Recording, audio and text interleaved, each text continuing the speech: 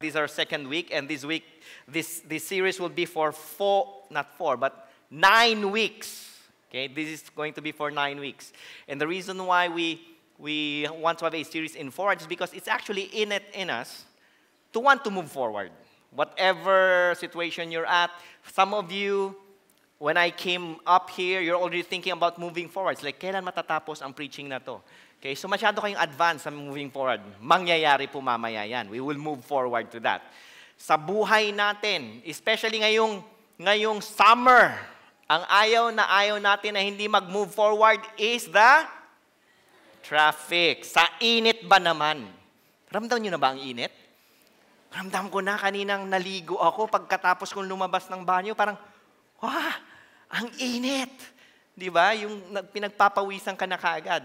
And we want to move forward actually kahit sa mga seasons ng buhay natin. Sa season ng summer, gusto natin, sana matapos na to, mag-move forward na tayo sa, dalawa lang naman ang season dito sa Philippines, right? The hot season and the hotter season. Okay, so sana mag-move forward na tayo from this hotter season to the hot season. Okay? And even in technology, we want to move forward. We want to move forward in our careers. If you are studying, you would love to move forward. You want to level up. Kaya nga sa sa mga careers natin, may mga MBA, PhD, NBA, meron ding mga ganon. No, we want to move. We don't want to get stuck, basically. Whether that's mga estudyante rito, sa grades nyo, you want to move forward, right? Yung mga estudyante dito, na hindi masyado dun sa grades nakatutok, sa mga games nakatutok, kahit sa games, you want to move forward, right? You want to level up in your games. And even in our relationships. Kahit mag-asawa na kayo, you want your relationship to move forward, to level up. You don't want to get stuck. Pag hindi pa kayo mag-asawa, yun din. Pinag-uusapan nyo, wedding, kasal, pamilya, kasi gusto nyo mag-move forward. Pag wala ka pa talaga, lalo na, you wanna move forward. Di ba? Pero yung iba sa atin, when it comes to relationship, you are in a season where kahit gusto mong mag-move forward, ang kailangan mo lang gawin talaga ngayon is mag-move on ka. Okay? Hindi ka na pinapansin, hindi ka na tinatawagan. Alam mo yun? Move on na. Okay? Ang Diyos ang buhay mo. Amen? Amen. Talaga naman, dami nag-amen ah. Parang, daming kailangan mag-move on. Pero, kung kayo'y kasal na, mga misis at mga mister dito, kung kayo'y kasal na, move forward yan. Walang move on. Okay? Okay? Kinaklaro ko lang, kasi baka mamaya, husband ka, naisip mo, pwede palang mag-move on sa relationship. Pagkasal ka na, habang buhay na yan. Okay? Got it? Great. And all the wives, hopefully you're saying amen. That's why we want to have this series forward because kung yung mga bagay sa buhay natin sa mundong to, gusto natin mag-move forward, paano pa kaya, hopefully, lalo na ang relationship natin kay God. Gusto rin nating mag-move forward. Gusto nating mag-level up. Ayaw nating mag-get stuck sa relationship natin kay God na hanggang dito lang. No, kaya gusto nating mas makilala pa siya ng lubusan habang tayo ay nabubuhay sa mundong ito. And this series is based on the life of Peter. Because Peter, there was a time when he was just like anyone else. He was just working. And then his brother Andrew introduced Jesus to him. And then he became a follower of Jesus. And then he became a disciple of Jesus. He became one of the apostles of Jesus. And later on, he became one of the leaders of the early church. So lahat ng journey na gino-journey natin ngayon sa faith natin, nadaanan yun ni Peter. At ang kagandahan kay Peter, sobra siyang normal. Yung alam mo yun, parang ganun din ba yung faith journey nyo? May mga times na high. Yung faith journey hindi yung kung anong high. Okay? High ka, tapos may mga times na low ka. Parang, oh Lord, worthy pa ba ako, Lord? Kaya ko pa ba to? May mga ganun ba? Yung ba sa inyong galing lang talaga? You don't go through that. But anyway, ganun po ang faith journey ko. There are times na parang, wow! There are times na pagising ko sa umaga, ayoko magbasa ng Bible. Okay? Meron din tayong ganun, di ba? So si Peter ganun din, may times na parang, wow! Sabi ni Jesus, who do you say I am? Tapos sabi ni Peter, you are the Christ, the Son of the living God. Tapos kinumention ni Jesus, no? That was not revealed to you by any man, but by my Father in heaven. So, wow! Kung ikaw siguro si Peter noon, parang wow. Yung 11, di ba? Parang tingin sa'yo, parang... Tapos ikaw parang, oh, ha? Di ba? Tapos, maya-maya, sinabi ni Jesus, that kinlaro ni Jesus kung what does it mean for him to be the Son of God, then the Messiah. Kinlaro niya na, mamamatay ako, pupunta tayo sa Jerusalem, I'm going to be accused. Papatayin ako, pero after 3 days, mabubuhay ako. At sabi ni Peter kay Jesus, Lord, kasi mahal na mahal ni Peter si Jesus. Ayaw niyang may masamang mangyari. Sabi niya, Lord, hindi mangyayari yan sa'yo. At anong sabi sa kanya ni Jesus? Get thee behind me. Hindi siya tinawag sa pangalan niya. Hindi sinabing, get thee behind me. Peter sabi, get thee behind me, Satan. O ano naman kayang tingin sa kanya ngayon ng 11? Parang, di ba? So minsan tayo ganun din, parang high na high, parang feeling mo, commended ka ni God, tapos you're going to make this mistake and then you feel like, I'm not worthy anymore. Pero ang kagandahan kay Peter, anuman ang season niya sa buhay ng pagiging follower niya ni Jesus, whether that's amazing for him, whether that's struggling, he kept on moving forward. Even during the times that he was stuck, alam niya lang, it's just for a season. I have to move forward. Okay? And like us, we want to move forward as well. Sabihin mo naman sa katabi mo, move forward. Okay? Encourage mo siya. Kaya natin to kasi ang Panginoon, bibigyan niya tayo ng, God will give us the grace, okay, to do this. As we go through this series, this 9-week series, remember this verse in 2 Peter chapter 3, verse 18. But grow in the grace and the knowledge of our Lord and Savior Jesus Christ. To Him be the glory both now and to the day of eternity. Amen. Okay, remember, we need to grow. Peter said that. That's why we need to move forward. We're looking at this. And just to give you a view of what's going to happen in these 9 weeks, of course, week 1 to 3, we're going to talk about what are the areas in the lives of Peter that he needed to move forward when he wanted to follow Jesus. And week 4 to 6, we're going to look at areas in the life of Peter wherein it also happens to us that we need to move forward when it comes to fellowship with believers, our relationship with one another. So the first 3 weeks, it's really more of our relationship with God. And the next 3 weeks after that is our relationship with one another. And the last 3 weeks, it's really our relationship with the world. Okay? How do we fish for people? How do we move forward in that area?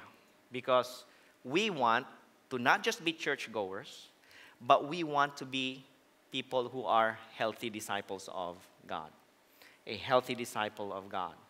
We want to follow Jesus. Okay? We want to fellowship with one another. We want to grow a relationship with one another. And we want to fish for people because that is God's idea. That's what He has called us to do. And when we say about following Jesus, one of the things that we need to understand is that there are essential beliefs that we need to have when we're following Jesus. Essential beliefs. Say that, essential beliefs. Essential beliefs then give us this path, no? this avenue to get to know who Jesus is, the way He wants us to know Him. Okay, the way He wants us to know Him. Kasi ang hirap na sumunod sa isang tao na hindi mo siya kilala. Mas mahirap na magkaroon kayo ng relationship na hindi kayo nagkakakilala. Okay? So, kung mag-asawa kayo rito, hopefully magkakilala kayo. Tama? Sa family, you grow in your relationship the more you know each other. You spend time with one another.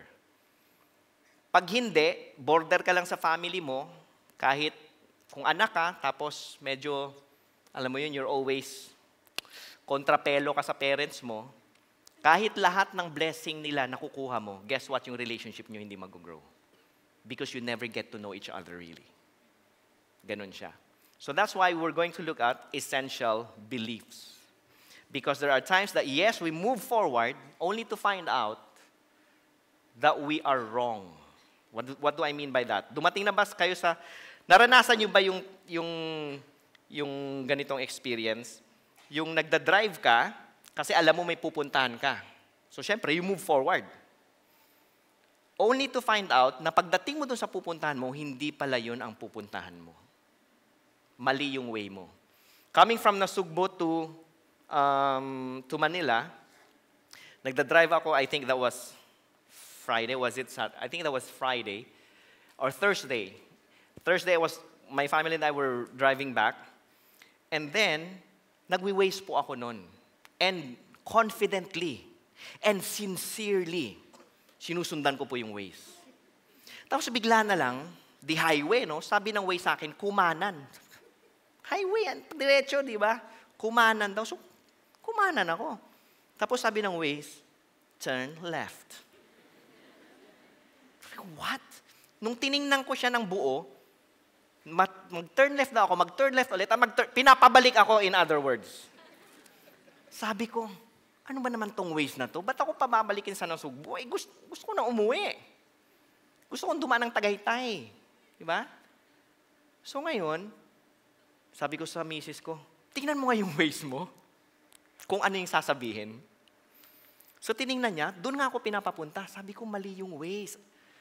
Sabi ng anak ko sa akin, may dinaanan kami kasing rotonda. Sabi ng anak ko, I think you made a wrong turn.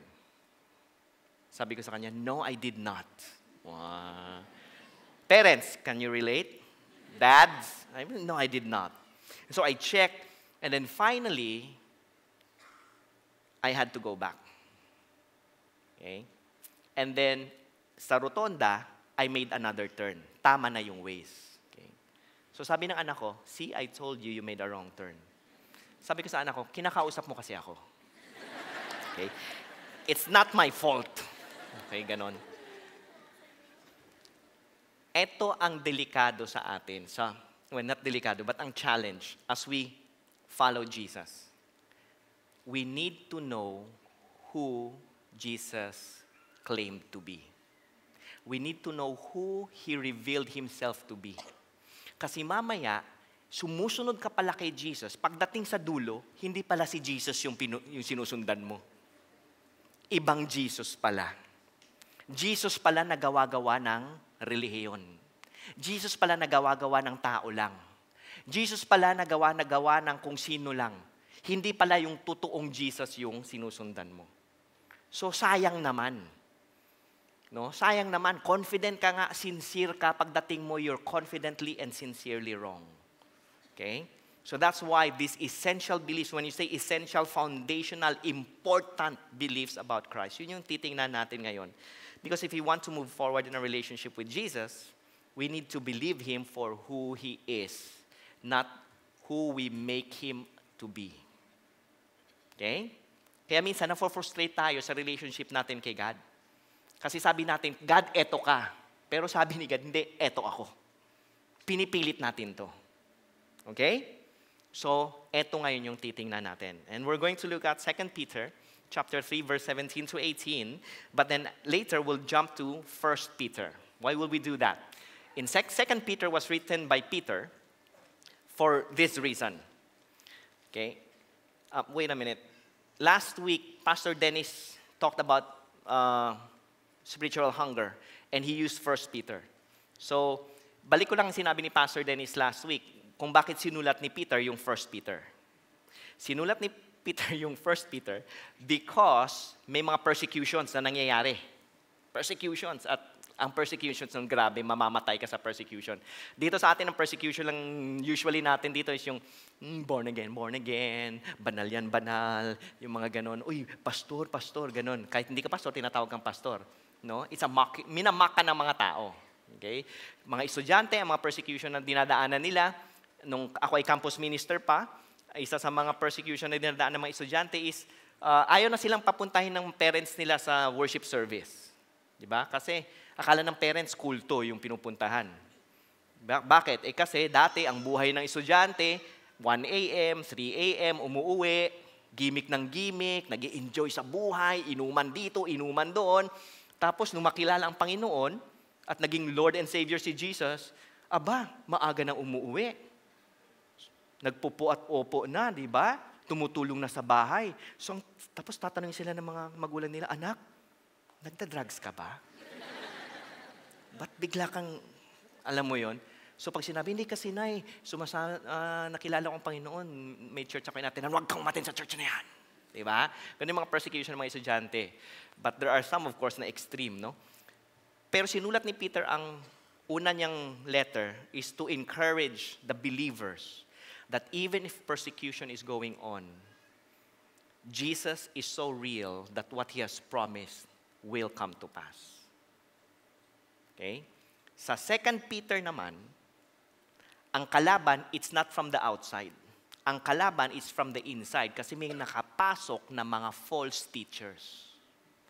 And now they're teaching a Jesus who is not the Jesus that Peter knows. Hindi yung Jesus na nakilala at sinasamba ni Peter. Kaya niya sinulat tong 2 Peter. It's really because of the internal people who say they're believers, but really they have their own agenda. May mga kilala ba kayong mga ganong tao? Sasabihin nila Kristiyano sila, pero may sarili silang agenda. Diba? Tingnan mo yung katabi mo. Sabihin mo, hindi ikaw yon. Okay? Hindi ikaw yon. So titingnan natin ngayon. In 2 Peter chapter 3, verse 17, it says, "You therefore, beloved, knowing this beforehand, take care that you are not carried away with the error of lawless people and lose your own stability." Let us pray. Father, we thank you for your goodness and your faithfulness. Thank you that you have sent Jesus, your Son, to live the perfect life that we should have lived, to die the death that we should have died. But He rose again from the dead, proving Himself to be the Son of God. And we ask your Holy Spirit, open our eyes, our ears, our hearts, to hear your truth and to walk in your truth. In Jesus' name, amen. So Peter said, "You therefore, beloved, knowing this beforehand," what do they know? Anong sinabi ni Peter before this? Sinabi ni Peter sa kanila that, hey guys, guess what? Jesus will come again. Jesus rose from the dead and He's coming back. Kasi ang sinasabi ng mga false teachers, mukhang hindi na babalik si Jesus. Tagal na natin naghihintay. Diba? Kasi nga naman, sabi ni Jesus, I'm coming soon. Eh ilang years na hindi bumalik si Jesus. Diba? Well, apparently, sa Pinoy kasi, okay lang yun. Kasi pag may nagsabi sa'yo, nandyan na ako. Di ba? Usually parang, really? So, kung sa atin sinabi ni Jesus yun, I'm coming soon, we have wala tayong problema doon. 2,000 years na nakakaraan, it's okay. Ganon tayo. Okay? Pero sa kanila, parang, tagal na, wala pa rin si Jesus, siguro. Ayan. Baka hindi totoo. Sabi ni Peter, hindi totoo. As a matter of fact, He resurrected and He is coming back. Knowing then that you have a sure eternal future with God. Yan sinasabi ni Peter. Take care. What are the things that you are taking care of? Pag kayo ba, namili kayo sa Makati, kasi sa Makati bawal na yung plastic, di ba? Ano na ngayon, pag nag-grocery ka, paper bag na. Di ba? Pag namili ka ba ng grocery, may paper bag ka, at pagdating mo sa bahay na butas yung paper bag, sobra ka bang nababahala? Oh my goodness, yung paper bag. Nabutas. Di ba? Tinatawagan mo ba best friend mo? Alam mo, I just really need, kailan ko ilabas lang to. Hindi, di ba? Bakit? You don't take care of the paper bags. Why? Because it's not that valuable. But your cell phone, you take care of that. Because it's valuable. Your work, hopefully it's valuable to you. You take care of that. Your bank account, you take care of that. Your car, your homes, you take care of that. Your wife, you take care of them very much. No? Because they cook your food and they can easily poison you. Joke.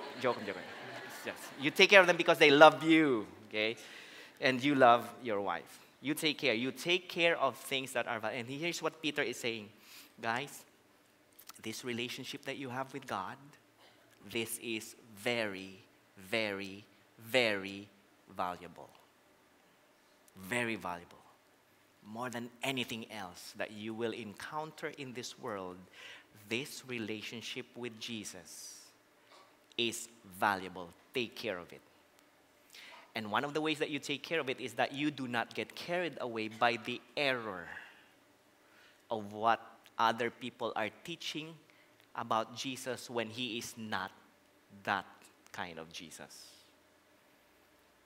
And for some of us probably will say, madali lang naman maspat yan eh. Kung mali yung tinuturo, no? Kahit di ako nagbabasa ng Bible, kahit di ako nagpe-pray, kahit di ako nag-grow sa relationship ko kay God, madali lang naman malaman kung mali na yung tinuturo. Well, minsan kasi iniisip natin, common sense lang yan. Pero eto, alam nyo ba na dito sa Pilipinas, nandito ngayon ang Son of God. Nasa Mindanao, nandun sa Davao. Tuwatawa kayo, bakit? Dali lang malaman na hindi totoo. Pero may sumusunod sa Kanya. Ang dami. At hindi lang yun, meron siya, yung Jerusalem nandun na. Bakit kaya? Hindi mo pwedeng sabihin na, di madali lang Guys, kung madali lang, bakit ang dami pa rin sumusunod sa kung sino-sino? Why? Kasi ang akala ng ibang tao, yung relationship mo kay God, pwede mong ipamahala, is that ipaalaga sa iba. Ano ibig kong sabihin? Yung faith ko, si pastor na bahala. Yung faith ko, yung nanay at tatay ko na bahala. As long as nag-grow yung faith ng nanay at tatay, mag-grow na rin yung faith ko. No, here's what I'm telling you. Your personal relationship with God is your responsibility. Hindi mo pwedeng ipaubaya sa akin, kay Pastor Dennis, kay Pastor JR, yung personal relationship mo kay God. Yung personal relationship ko sa wife ko, my responsibility yun. Hindi ko pwedeng ipaubaya sa anak ko, anak, ayusin mo naman ang relationship namin ni mami mo. Ikaw ang makipag-date sa kanya. Itik mo lang sa akin, 4, pirmahan mo, 4. Ganon. Kung ikaw, hindi mo pinapaubaya kung kani-kanino yung relationship mo sa asawa mo, sana, no? Sana yung relationship mo sa anak mo, hindi mo pinapaubaya kung kani-kanino, yaya, just make my son enjoy or my daughter enjoy para umayos yung relationship namin. Yung relationship nila yung aayos, yung relationship nyo hindi aayos. Ganon din kay God. Yung relationship mo kay God, ikaw ang may responsibilidad na mag-grow niyan. Because God is already doing His part, now you do your part. Sabi nga kanina ni Pastor JR, there is a price to pay. It will cost you your time, your resources to grow in your relationship with God. Okay? Take note, your relationship, hindi yung salvation. Your salvation, binigay na ni God. Now, it's up to you. Do you want to know God? Do you want to move forward? Take care. Kilalanin mo siya. Para pag may nagsabi sa'yo, na alam mo, si Jesus Christ pala, tsaka si Mary Magdalene, nag-asawa. Hindi ikaw yung totoo. Di ba? Huy, alam mo, si Jesus Christ pala, hindi talaga namatay. Actually, ang namatay daw si Judas. Talaga? Bakit? Kilala mo ang Diyos mo eh. Kilala mo kung anong ginawa niya, sino siya, anong pinagdaanan niya. Amen? Pakisabi naman sa katabi mo, hindi galit yan. Okay. Para klaro lang tayo. Not only do you take care, but you also grow. Say grow. And growth is a process. When you plant something, overnight, hindi nag-sprout yan. As a matter of fact, pag nag-sprout yan overnight, hindi mo maasahan yan. Munggo yan. Hindi mo magagamit yan sa pagpatay ng bahay. Hindi ka makakasandal dyan. But something that is worth is something that grows. There's a process. There's a journey. And Peter is saying that you and I, we need to grow in the grace and knowledge of Christ. Now, Peter is not saying that the grace of God grows in your life. Okay? Dahil ang grace ni God, wala lang i-grow. Maximum na yon. Super na yon, amazing na yon, eternal na yon. Wala rin siyang ililiit. Tayo ngayon ang ako ba, mag-grow ba ako sa relationship ko kay God? Or masastuck ako? Mag-move forward ba ako sa grace ni God na ma-experience ko, malaman ko, makilala ko, ma-discern ko? Or hanggang dito na lang, okay na ako dito, basta every Sunday, umattend ako rito. Kanang bahala, Pastor, makikinig ko sa preaching mo. Thank you so much for being here. Pero sana nandito tayo because we know why we're here. It's not just because tradition, it's not just because religion, it's because we are a spiritual community and family who can help each other, encourage each other, believe for God's supernatural work in our lives for each other. Hindi lang yung magbabandiklak ka na, ching, nakapag-church service na ako. The way you grow is, do you spend time? Do you talk to God? Do you get to know God? Grow in the grace and knowledge of our Lord and Savior Jesus Christ. Dami mong alam sa victory, si Jesus hindi mo kilala masyado. Okay? It's not grow in the knowledge of your church organization. Grow in the knowledge of your pastor. Ay, kilala ko yan si Rev, di ba? Galing yan sa bansa ng Iloilo. Ganon. Kilala mo, 2 anak yan. Isang asawa, huwag pagbalik ta rin. 2 anak, isang asawa. Okay? Kilala ko yan, nag-graduate yan doon sa sa USA, no? Nung sinabi ko dati sa college ako noon, sabi ko I graduated from the USA, manghang-mangha sila. Sa bansa po namin, normal lang po yan. Graduate sa USA, University of San Agustin. Okay? Yung akala nila, pumunta akong, anyway. Yan, eto yung mga pinupost yan sa Facebook. Nako, matatakot ako noon. Stalker ka ba? Okay. Sabi dyan, grow in Jesus. Personal. Not grow in the facts about Jesus, but in the knowledge of who He is. It's easy to grow in the facts about Pastor JR. Fact 1, huwag mong galitin si Pastor JR. Bakit? Because fact 2, malaki si Pastor JR. Okay? Fact 3, isang asawa, 3 anak, marami pang parating. Okay? Pero kilala mo ba si Pastor JR? Nandun ka ba pag nagagalit siya? Tumatawa siya? Nagjo-joke siya? Grabe. Sobrang joker yan si Pastor JR. The way inaalaga niya yung anak niya, yung misis niya, the way nakipag-connect siya, nandun ka ba? It's easy to know things about Him. But it will take time and resources to get to know Him. Yan ang sinasabi ni Peter. Get to know your God. Para pag may nagsabi dito na ganito si Jesus, ay, alam mo, hindi ganun si Jesus. Hindi ganun ang Diyos mo. He is Lord and Savior. Bakit ganun ang tingin ni Peter kay Jesus? Lord and Savior. And the word Lord means He's God, Savior, He's Christ. Lord, He's divine. Savior means He's Messiah. Yung mga Jews until now are waiting for their Messiah, but they never expect a divine Messiah.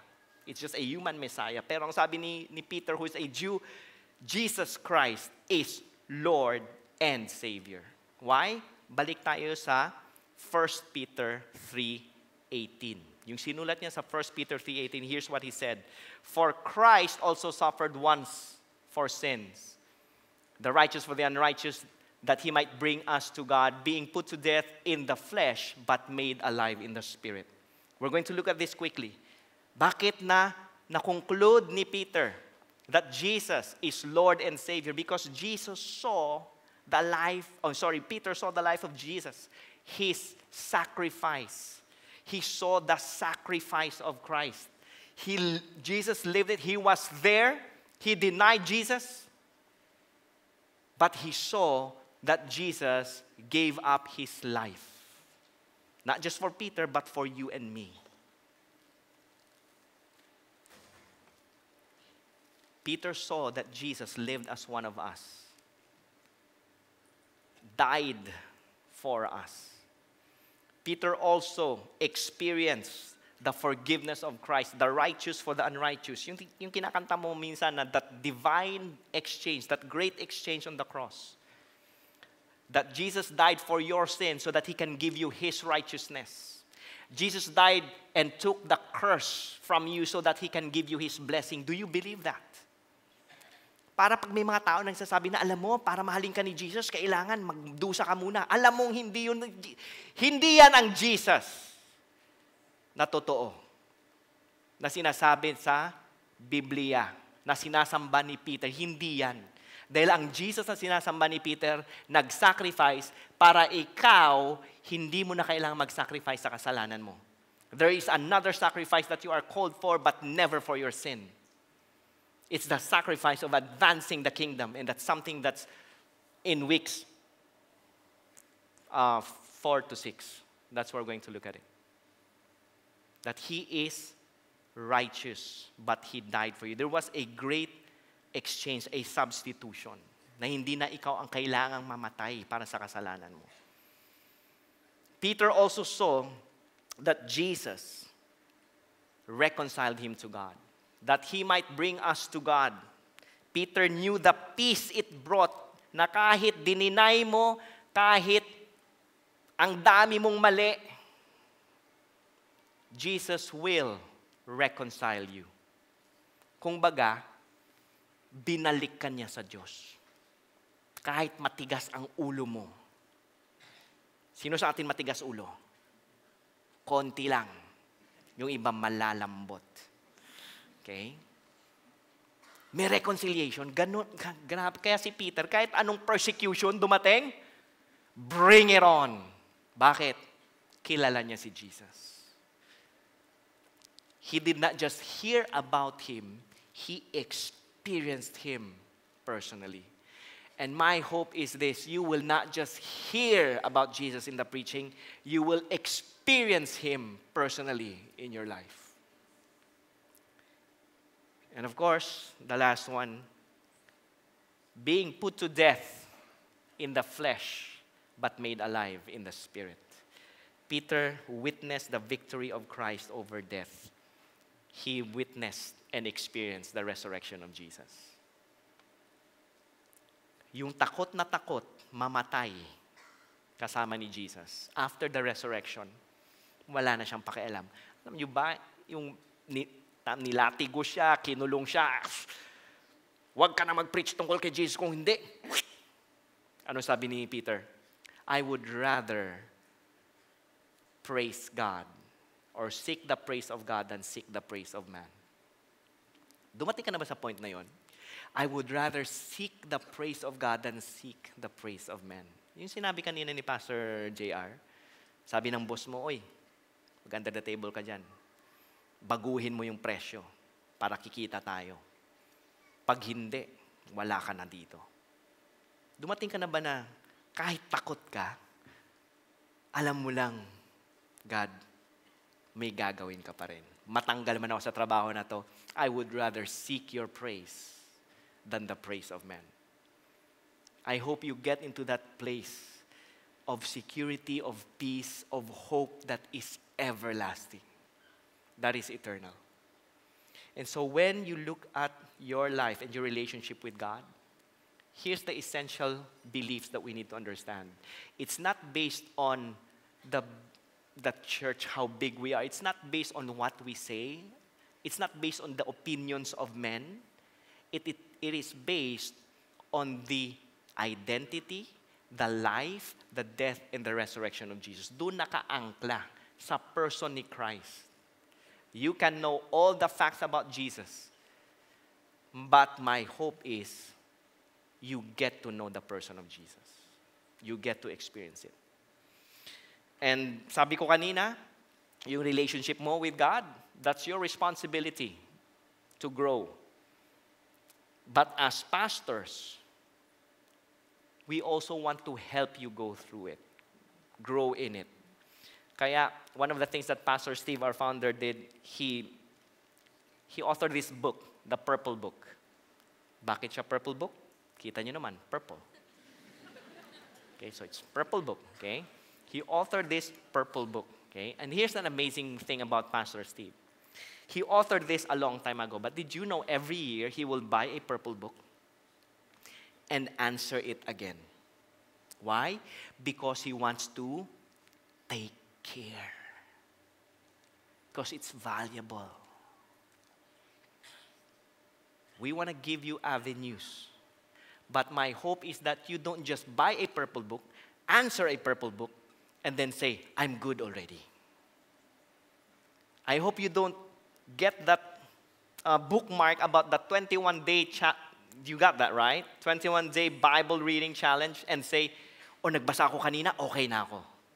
I hope it's not about facts. I hope it's about the truth of the person of Christ. That's why the next time you read your Bible, the next time you do this purple book, if you're ever going to do it, I encourage you to go through it. I've gone through it myself. If you do this, make sure that you read the written word to know the living word. Not just about him, but who he is. And it's going to be a great, great, great life. An adventure of faith with him. Peter said that whatever happens, take care of it. Because he saw Jesus. He witnessed Jesus. He experienced Jesus. He glorified Jesus. And he knew whatever people would say, whatever the government would say, whatever persecution he would go through, he just knows the things that we have here is nothing compared to the promises of Christ. And I hope that's real for you. I love what Pastor Pao said. Our current reality will be nothing compared to our future hope. And I hope that is real for you. Essential beliefs. Take care of it. Grow. Grow in the grace and the knowledge of our Lord Jesus Christ. Why? To him be the glory. To him be the glory both now and the day of eternity. Because every time you glorify God, that's when your soul experiences full satisfaction. Every time. You can go after all the money in the world, all the sexual activity in the world, all the gambling, every liquor in the world, every extreme sport in the world, all the video games in the world.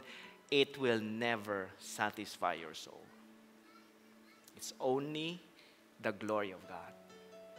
And so I hope that as people of God, we grab hold of it and we continue to move forward. Why don't we all stand? I just want to ask Pastor JR to end us in prayer.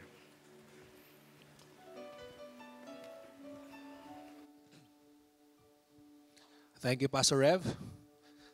I was talking about growing in the knowledge and the grace of our Lord Jesus Christ. That chapter, 1 Peter chapter 1, verse 8 and 9, and I'd like to give you a picture of that. What's the picture of growing in the knowledge and the grace of the Lord Jesus Christ? I guess Peter said it to the people, kung para kanino niya sinulat yon. Sabi niya, talking about faith, sabi niya, though you have not seen Him, you love Him. That's faith, right? It takes faith to love someone whom you do not see. Wow. Though you do not see Him, you love Him. Though you do not now see Him, you believe in Him. And are filled with and rejoice with joy that is inexpressible and filled with glory. Have you ever seen a Christian like that? Are you like that? That you're growing in your relationship with Jesus Christ, na kahit hindi mo siya nakikita, somehow, you love Him. Kahit hindi mo siya nakikita, somehow, you believe in Him. And hindi mo ma-explain yung joy. Na-experience nyo ba yun?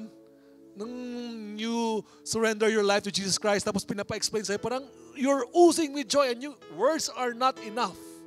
Can't do justice. Parang grabe, sobrang joyful ko lang talaga. And I believe that's the picture of growing in the knowledge of God.